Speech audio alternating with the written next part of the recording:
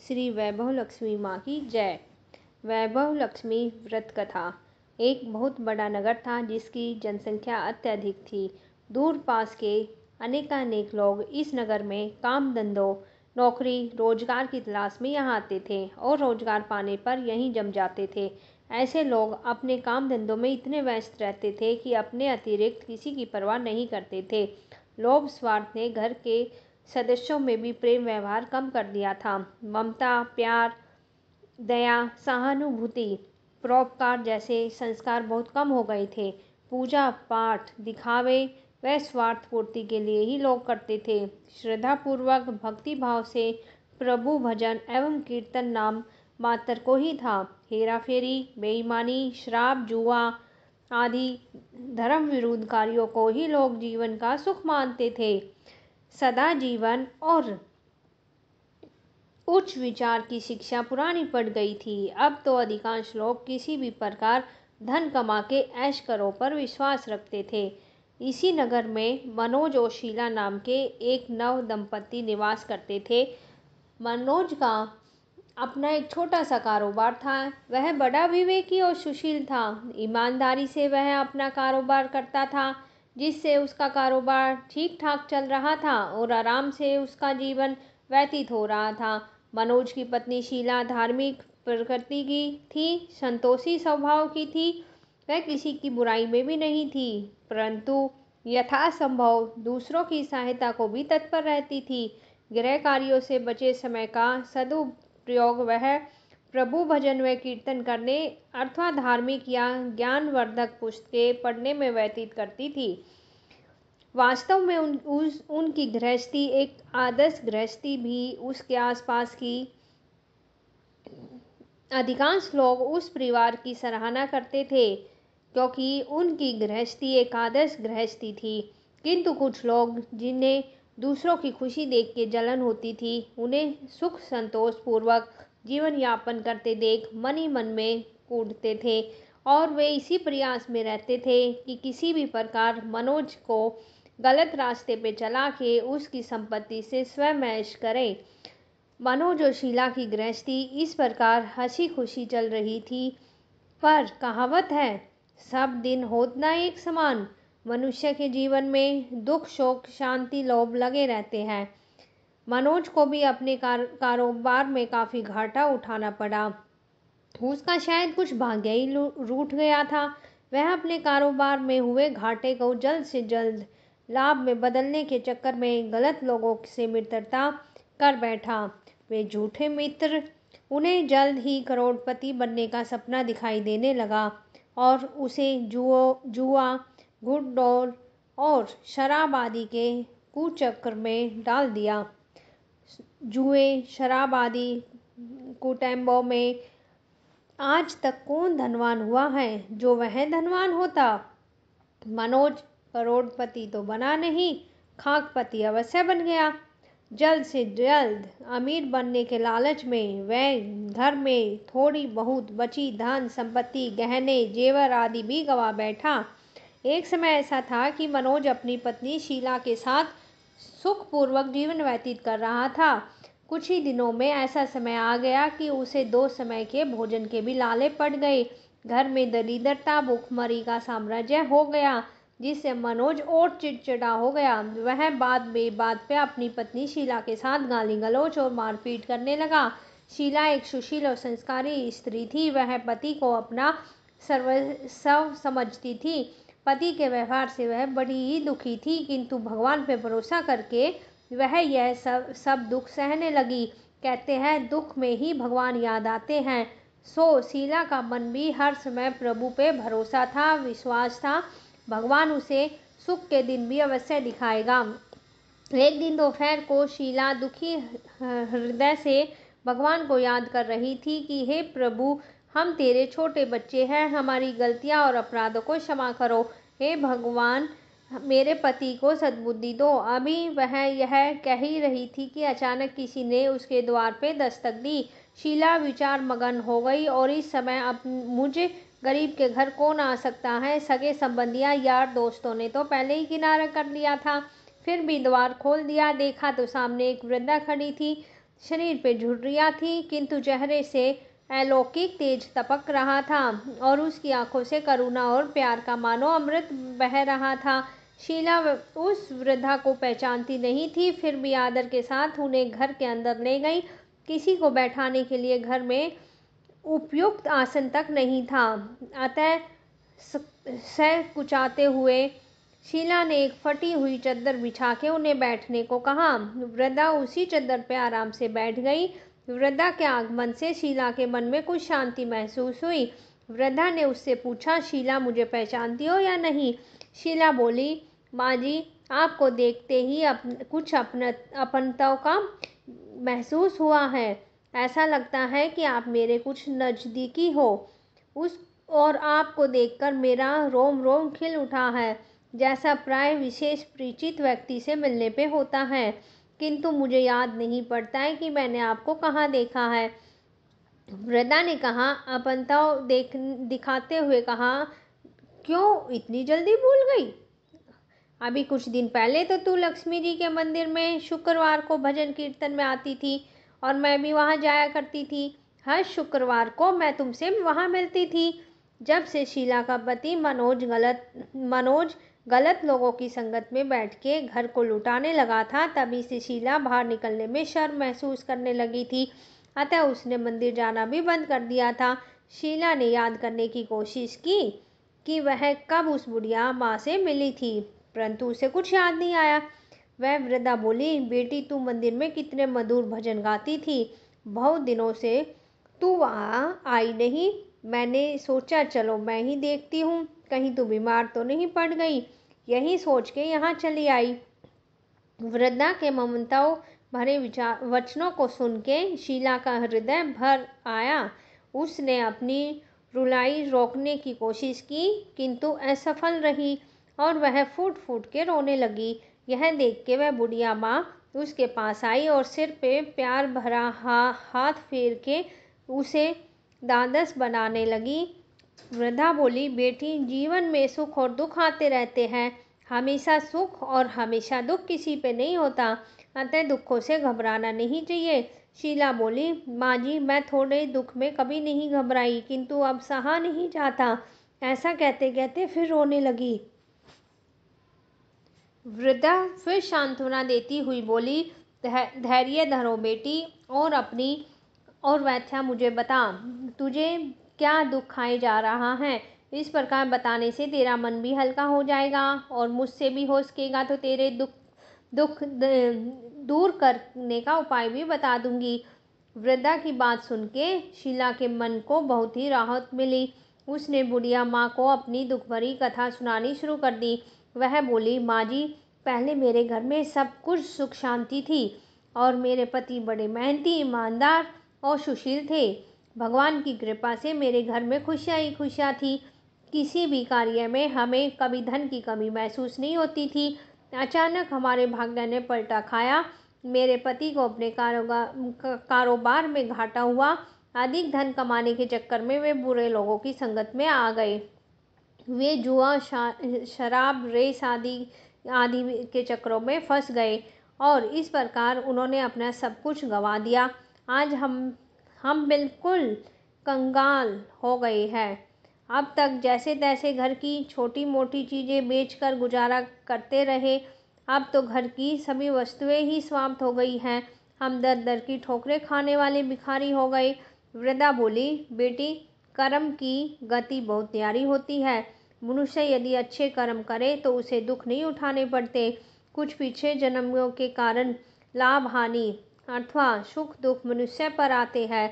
ऐसे में वह संयम से काम ले और भगवान पे भरोसा रखे तो शीघ्र ही उन दुखों से पार पा लेता है। बेटी, तेरे दिन भी अवश्य आएंगे। मैं तुझे उपाय बताती हूँ। तू भगवती महालक्ष्मी की भक्त है। वे तो स्वयं धन की देवी और प्रेम और करुणा की अवतार है।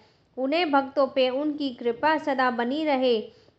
अतः तू उन्हीं महालक्ष्मी का व्रत कर, वे अवश्य ही तेरा कष्ट दूर करेगी। बुढ़िया माँ की बात सुन के शीला बहुत ही खुश हुई। उसने पूछा, माँ जी, श्री महालक्ष्मी जी का व्रत कैसे किया जाता है? यह मुझे समझाकर कहो, मैं इस व्रत को अवश्य करूँगी। बुढ़िया माँ ने कहा कि बेटी, श्री महालक्ष्मी जी का व्रत बहुत ही सरल है। इसके करने से धन संपत्ति, सुख, वैभव और यश मिलता है। कुंवारी कन्याओं को मनचाहा पति मिले, निसंतान को संतान हो, खोई हुई वस्तु वापस मिले। कोई अन्य मनोकामनाएं भी इस व्रत को करने से पूर्ण होती हैं। धन और वैभव प्रदान करने के कारण देवी महालक्ष्मी को धन लक्ष्मी और वैभव लक्ष्मी भी कहा जाता है। शुक्रवार देवी का दिन होता है और यह व्रत शुक्रवार को ही किया जाता है। व्रत करने वाले को सुबह स्नान आदि से निवृत्त होकर माँ भगवती, महालक्ष्मी माँ, जय वैभव लक्ष्मी माँ का निरंतर जप करते रहना चाहिए। सायंकाल को अपने घर के कोने में चौका लगा के साफ करके पतड़ा रखे और उसके ऊपर एक साफ कपड़ा बिछाकर उसके ऊपर थोड़े चावल रखे। फिर उस लोटे में जल उन चावलों के ऊपर रखो। लोटे के ऊपर एक कटोरी रखो और उस कटोरी में सोने या चांदी का कोई आभूषण रखो। अगर कोई आभूषण ना हो तो 1 रुपये का सिक्का भी कटोरी में रखा जा सकता है। इसके बाद एक घी का दीपक और धूप बत्ती जला के रखो। एक बर्तन में थोड़ा मीठा प्रसाद के रूप में रखो। प्रसाद में बतासे और गुड़ भी रखे जा सकते हैं। पर्दे के ऊपर लोटे के पास सोने या चांदी या तांबे पे बना श्रीयंत्र भी रखो। यदि धातु का श्रीयंत्र घर में ना हो तो कागज पे छपे श्रीयंत्र को भी रखा जा सकता है। या माँ लक्ष्मी माँ को श्रीयंत्र अत्यधिक प्रिय है और पूजा करने और कथा कहने के लिए पर्दे के पास पूर्व की ओर मुख करके बैठो। इससे पहले श्रीयंत्र को हाथ जोड़ के श्रद्धापूर्वक नमस्कार करें। फिर वैभव लक्ष्मी के ध्यान मंत्र को पढ़ के भगवती महालक्ष्मी जी की स्तुति करें। जिन्हें संस्कृत में भी ध्यान व मंत्र कहने में कठिनाई हो तो वे सरल भाषा में ध्यान और स्तुति कर सकते हैं। भगवती महालक्ष्मी दिखावे की नहीं, भाव की भूखी है। इसके पश्चात कटोरी में रखे आभूषण या रुपए पे हल्दी, कुमकुम और चावल चढ़ाओ। फिर दोनों हाथों से लाल रंग के पुष्प अर्पित कर प्रसाद का भोग लगाओ और धूप दीप दिखाओ। पुनः लक्ष्मी जी की स्तुति करके लक्ष्मी महिमा गाओ और आरती उतारो। फिर मन ही मन में सच्चे हृदय से जय माँ लक्ष्मी माँ का 11 बार उच्चारण करें। इसके बाद 11 और 21 शुक्रवार को व्रत करने का संकल्प ले। अपनी मनोकामना को पूर्ण करने के लिए माँ से हाथ जोड़ के विनती करें। अंत में माँ का प्रसाद बांट दो। थोड़ा सा प्रसाद अपने लिए रखो। बाद में कटोरी में रखा हुआ रुपया और आभूषण और श्रीयंत्र उठा के रखो। लोटे का पानी तुलसी के पौधे में चढ़ा दो। इस दिन पूरे दिन उपवास रख के सायंकाल को प्रसाद खाना चाहिए और यदि इतनी शक्ति ना हो तो एक बार शाम को प्रसाद खा के सादा वैष्णव भोजन कर सकते हैं। और इस प्रकार इस व्रत को शास्त्रीय विधि के अनुसार करने से उसका फल अवश्य प्राप्त होता है। इस व्रत के प्रभाव से मनुष्य की सभी विपत्तियां दूर होकर धन वैभव की प्राप्ति होती है। कुंवारी कन्याओं को मन भावन पति मिलता है। सौभाग्य स्त्रियों को सौभाग्य अखंड रहता है। निसंतान दंपति को संतान की प्राप्ति होती है और कोई भी मनोकामना हो तो वह भी अवश्य पूरी होती है। शीला यह सब बातें सुन के बहुत ही प्रसन्न हुई। उसने कहा, माँ जी, आपने यह जो श्री वैभव लक्ष्मी के व्रत की विधि बताई है उसे मैं अवश्य करूँगी। कृपया करके मुझे इसके उद्यापन की भी विधि समझा दीजिए। वृद्धा ने कहा, बेटी, इस व्रत की उद्यापन करने की विधि तो बहुत ही सरल है। ध्यान से सुनो। 11 या 21 जितने शुक्रवार का व्रत करने का संकल्प लिया है उन्हें व्रत पूर्ण श्रद्धा और भावना पूर्वक पूरा होने का अंतिम शुक्रवार को उद्यापन किया जाता है। इस दिन पूजा विधि हर शुक्रवार की गई पूजा विधि की तरह ही हो जाती है और इस दिन प्रसाद के लिए नारियल, गिरी और खीर का प्रसाद वितरित किया जाता है। प्रसाद के साथ ही कम से कम 7 कुंवारी या सौभाग्यवती स्त्रियों को कुमकुम का तिलक लगा के श्री वैभव लक्ष्मी व्रत कथा की एक एक पुस्तक भेंट की जाती है। अंत में फिर भगवती श्री महालक्ष्मी के विभिन्न स्वरूपों को श्रद्धापूर्वक हाथ जोड़ के नमस्कार करो। मन ही मन में माँ से प्रार्थना करो कि हे माँ लक्ष्मी माँ, हे धन लक्ष्मी माँ, हे वैभव लक्ष्मी माँ, मैंने सच्चे मन से आपका व्रत पूर्ण किया है। मुझे भी फिर भी मुझसे कोई भी गलती या अपराध हो गया हो तो मुझे क्षमा करो। हमारी मनोकामनाओं को पूर्ण करना। जो भी आपकी मनोकामनाएं हैं उन्हें कहे और इससे हम सबका कल्याण करना। हमारी विपत्तियों को दूर करके हमें धन वैभव प्रदान करना। हे देवी माँ, आपकी महिमा अपरंपार है। बुढ़िया माँ से श्री वैभव लक्ष्मी माँ के व्रत की विधि सुनकर शीला का मन मयूर जैसे नाच उठा। उसे लगा मानो उसे मन मांगी मुराद मिल गई हो। उसने तत्काल अपनी आंखें बंद करके मन ही मन में संकल्प लिया कि हे लक्ष्मी माँ, मैं आपका 21 शुक्रवार तक बुढ़िया माँ द्वारा बताई गई विधि के अनुसार व्रत और उद्यापन करूंगी। इस प्रकार संकल्प करके जैसे ही शीला ने आंखें खोली तो वृद्धा माँ को कमरे में नहीं पाया। उसने घर के बाहर जाके देखा किंतु वहाँ उसे माँ जी दिखाई नहीं दी। उसे बड़ा ही आश्चर्य हुआ। थोड़ी ही देर में कहाँ गायब हो गई। वास्तव में वह साक्षात भगवती महालक्ष्मी थी जो अपनी भक्त शीला को वृद्धा का वेश देकर रास्ता दिखाने गई थी। और अगले ही दिन शुक्रवार था। शीला सुबह नहा धोकर मन ही मन में जय महालक्ष्मी माँ, जय माँ वैभव लक्ष्मी माँ का जाप करने लगी और सायंकाल वह वैभव लक्ष्मी माँ की पूजा करने बैठी। घर में कोई आभूषण तो नहीं था। आभूषण के नाम पे उसने नाक से एकमात्र लौंग बाकी बची थी। उसने वह निकाल के धोकर कटोरी में रखी। घर में थोड़ी सी शक्कर रखी थी, उसका प्रसाद बनाया। फिर बुढ़िया माँ के साथ बताई गई शास्त्रीय विधि के द्वारा वैभव लक्ष्मी माँ का पूजन किया और पूजन के बाद उसने प्रसाद अपने पति मनोज और अन्य लोगों में बांटा। अंत में स्वयं ग्रहण किया। श्री वैभव लक्ष्मी माँ का प्रसाद खाते ही मनोज के स्वभाव में परिवर्तन आने लगा। उसका चिड़चिड़ापन कम होने लगा और उसका मन भी कुटुंबों से दूर होकर कारोबार जो पहले बिल्कुल ही ठप हो गया था फिर से जमने लगा।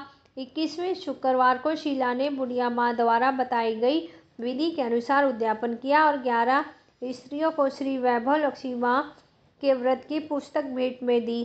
फिर भगवती महालक्ष्मी के वैभव लक्ष्मी माँ स्वरूप को मन ही मन में प्रणाम करके प्रार्थना की कि हे वैभव लक्ष्मी माँ, मैंने आपके व्रत की जो मनौती मानी थी वो आज पूर्ण हुई है। हे माँ, हमारे संकटों को दूर करके हमारा कल्याण करो।